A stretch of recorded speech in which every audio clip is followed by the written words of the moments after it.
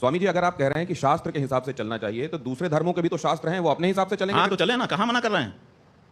हम कहाँ मना कर रहे हैं? बिल्कुल हम यही चाहते हैं कि वो भी अपने शास्त्र के अनुसार चलें। क्यों नहीं अपने शास्त्र के अनुसार चलते हैं? उनके शास्त्र में लिखा रहा है कि सबसे उत्तम निवास वो है जहां पर पूरी तरह से इस्लाम हो। तो पूरी तरह से जहां इस्लाम है वहां क्यों नहीं चले जाते हैं? बताओ, हमारे बीच में क्यों रह रहे हैं वो? यही तो सवाल है। वो पूरी तरह से अपने धर्म का पालन करें, इसी के लिए 57 देश बना लिया उन्होंने। नहीं, लेकिन देश तो और अपने चले जाएं, वहां पे पालन करें। और वक्फ बोर्ड के नाम पे जहां पे नहीं है वहां चले जाएं और जमीनों को एनक्रोच कर लें। क्या चीज?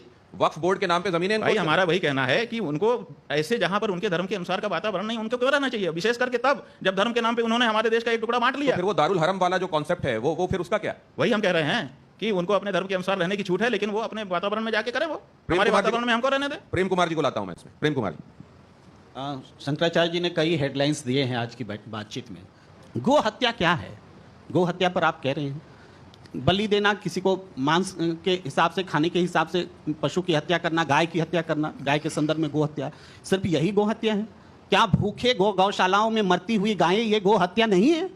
इसके लिए कभी आपने कभी कोई आवाज नहीं? क्यों गाय गौशालाएं में गायों की हत्या, मौत गो हत्या में मानता हूं, लेकिन वो गो हत्या नहीं है क्या? उस पर भी तो कोई दृष्टि होनी चाहिए। मैं एक और सवाल रखता हूं, मेरी आवाज में थोड़ी तलखी आ रही है, मैं क्षमा मांगता हूं, लेकिन और भी बात आ रही है। नहीं, जैसे आपके मन में भाव है वैसे ही व्यक्त करिए, हम इसका स्वागत करते हैं। ठीक है मैं धन्यवाद। एक साथ साथ और भी बातें हैं।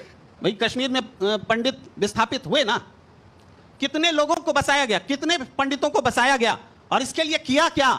एक हिंदू धर्म के शंकराचार्य के नाते हिंदू पंडितों को वहां बसाने में क्या किया गया? आपका क्या योगदान रहा? सरकार को जवाबदेह बनाने के लिए आपने क्या किया? ये तो सवाल हम आपके सामने रखते हैं। सबसे ज्यादा गायें कौन पाल रहा है? हमारी गौशालाएं पाल रही हैं, हमको इस बात का गर्व है।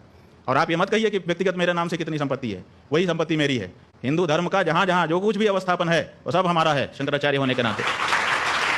जितनी गौशालाएं हैं वो सब हमारी हैं, और हम वहां पर गौओं की रक्षा कर रहे हैं। जो गौएं मरी हैं, जिसकी रिपोर्टिंग आपके पत्रकारों ने की है, 99% वो गौशालाएं हैं जिनमें सरकारी अनुदान आ रहा है। उन गौशालाओं में गाय की हालत खराब हुई जब आपने कहा कि हम इस गौशाला में अनुदान करेंगे। अनुदान का जो पैसा है वो भ्रष्टाचार की भेंट चढ़ गया और गाय मर गई। आप निकाल लीजिए, सारी रिपोर्टिंग निकाल लीजिए। कौन दोषी है आपके हिसाब से, और कौन ज्यादा दोषी? हम ये कह रहे हैं कि आप हमसे ये पूछ रहे हैं कि नाग अच्छा कि सांप अच्छा, बताइए। आप ऐसा फंसा रहे हैं कि किसी का भी नाम ले दें और हमको काट ले। ये दोनों तरफ हम कह रहे हैं ना, 78 साल से ये पीड़ा हमारी किसी ने वो कह रहे हैं कि नाग अच्छा या सांप अच्छा पूछने के पीछे एक कारण है। अब निजेश जी क्या कारण है? हाँ, क्या कारण? अभी आप सर्वाधिक प्रतिष्ठित पद पर हैं आप, लेकिन संन्यास धर्म करने से पहले, स्वीकार करने से पहले आपका एक पार्टी से संबंध रहा, तो शायद नहीं, हमारा किसी पार्टी से कोई संबंध नहीं रहा। शायद आपने छात्र संघ का चुनाव, हाँ वो ठीक है, वो छात्र संघ का चुनाव लड़ा, संपूर्ण संस्कृत विश्वविद्यालय में एक पार्टी से, मतलब एक पार्टी की छात्र इकाई के उससे टिकट से लड़ा था। तो ये एक कारण है।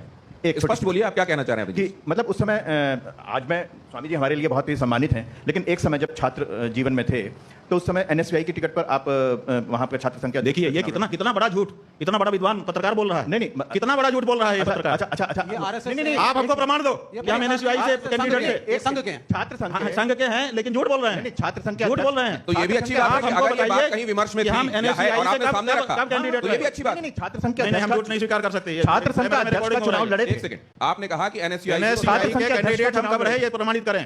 छात्र संघ के अध्यक्ष का नहीं तो माफी मांगे झूठ फैलाने के लिए। छात्र संघ का काम कर रहे हैं, गलत बात है ये। पार्टी झूठ नहीं बोलना चाहिए। एनएसयूआई से कोई भी जो बड़ा आदमी है वो झूठ बोलेगा, वो छोटा हो जाएगा। छात्र ऐसा मत करिए, आपका हम सम्मान कर रहे हैं। आपने छात्र संघ का चुनाव लड़ा था, मैं ये कह रहा हूं। भाई छात्र संघ का हमने चुनाव लड़ा था, विद्यार्थी परिषद से लड़ा था। अब बताइए, और विद्यार्थी परिषद का कैंडिडेट था मैं, विद्यार्थी परिषद से मैंने चुनाव लड़ा है। अब बताइए, वो भी एक पार्टी थी ना?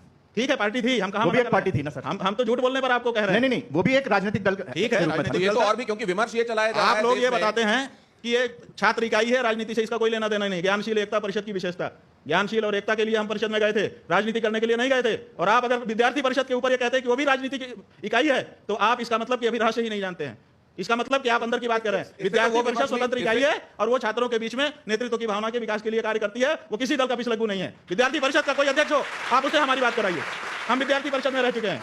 आप हमारे ऊपर ये आरोप लगाएं कि आरोप नहीं है। आज एक बहुत हम राजनीतिक पार्टी नहीं है। स्वामी जी, दिनेश जी, आरोप नहीं एक लगा छोटी सी रहे। बात, उन्होंने आज एक बहुत बड़ी सामने साफ बात आ गई कि जो एक विभ्रम फैलाया जा रहा था, स्वामी जी के मुख से स्वयं ये बात सामने आई कि वो किसी राजनीतिक पार्टी और खासतौर से एनएसयूआई के टिकट पे नहीं लड़े। ये बहुत बड़ी सच्चाई सामने आई क्योंकि है। ऐसा क्योंकि ऐसा आपके बारे में फैलाया जा रहा था, इसलिए उन्होंने बात रखी। स्वामी जी, तो इससे उनसे नाराज मत होइए। ये अच्छा हुआ कि ये बात सामने आ गई। वही हम कह रहे हैं ना कि झूठ भी बहुत कुछ फैलाया गया है, तो झूठ को कम से कम जो बड़े लोग हैं उनको कंफर्म करना तो स्वामी चाहिए जी ना क्या कि जो